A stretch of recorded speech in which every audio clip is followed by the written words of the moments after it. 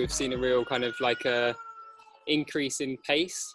So we're kind of full steam ahead with the frames. So they're going up really quickly, which is really nice to see, because then you get a sense of like the scale and the difference of these buildings compared to the existing houses.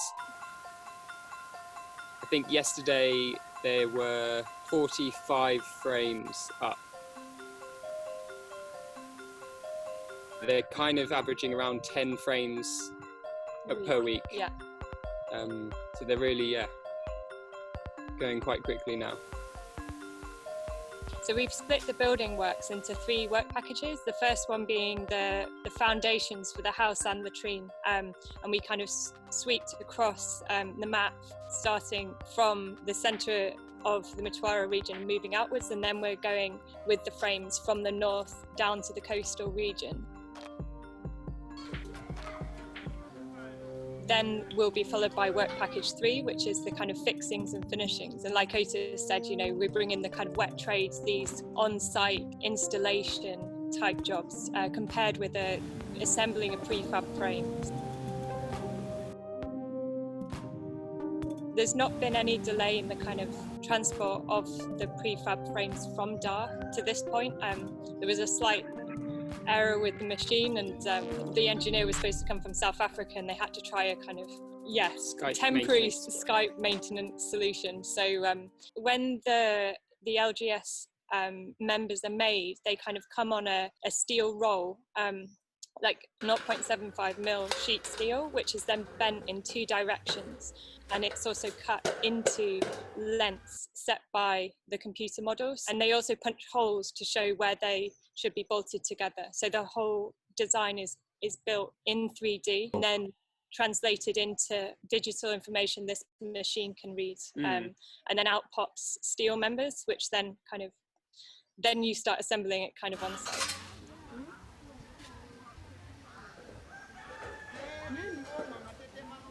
Already started some of the finishing trades on the first frames that went up.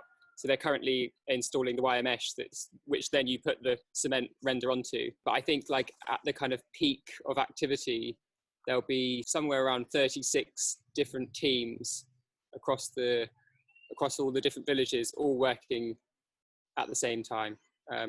So yeah, there's this big task of kind of oversight and managing that.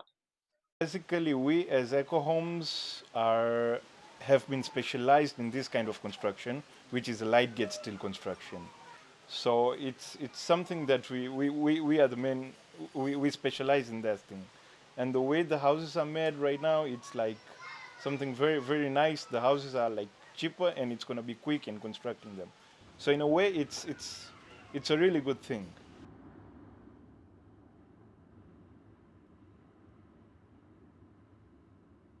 People should start adopting this type of a technology where it's a quick construction and it's a cheaper way of constructing the houses. We were here from the very start, and Hannah and I did the design of these 3 houses and the house that will be built 110 times. But a lot of the design was kind of a continuation of the work that they'd done in Tanga. So we were taking elements that would work there, and then we looked at elements that weren't quite working. For example, the stove was it wasn't drawing like it should be, and that causes all kind of respiratory problems. So we kind of started to look, how can we rethink the stove? How could we make it simpler? How could we make it use less resources? We started working on drawings in Copenhagen, setting some stuff up, but it was really hard to say. It's kind of an evolving process, and when we moved here, we had an aim to kind of get the prototype houses built in a couple of months, and then we expected a lot of kind of back and forth, redesigning, getting it right, getting it wrong, and slowly moving towards something that could work. What we would like to see is a kind of adoption of some of the principles behind the housing. Due to the sheer volume of housing that's going to need to be built in the coming years in Tanzania and across Central East Africa, seeing this problem as an opportunity to also introduce kind of health interventions within the design of housing. not necessarily kind of copy pasting our house thousands of times, but more taking the principles behind the house and seeing those copied in the housing to come. Everything we've made, we've put it out as kind of a public domain. We've said anybody can have the plan, anybody can see our drawings.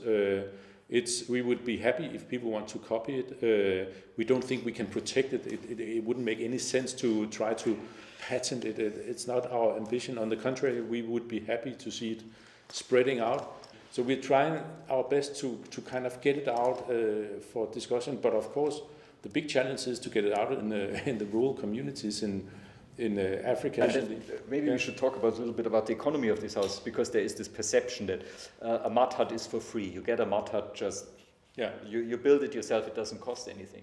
Well, that's a big error, because you need a lot of materials which you don't harvest yourself. And if you harvest them themselves, you have lost the opportunity to earn money with harvesting or with agriculture. Yeah. And a lot of it is a barter system. So you have to pay your neighbors for helping you. So nothing is for free. And a mud hut also represents a considerable value for the people who live in there, who have built it. Well, you calculated something like $6,000-7,000 for a mud hut. That's probably a brick house made from locally burnt bricks. But because you need people to help you burning the bricks and then transporting the bricks and putting them together. I mean, it's not that you can do this all yourself and harvest and sustain your life. But it's a big misconception that there's no money in Africa. There's a lot of money invested in houses all over Africa, and especially in the villages, people are using it as a way of saving money, saving something for your family, for your future.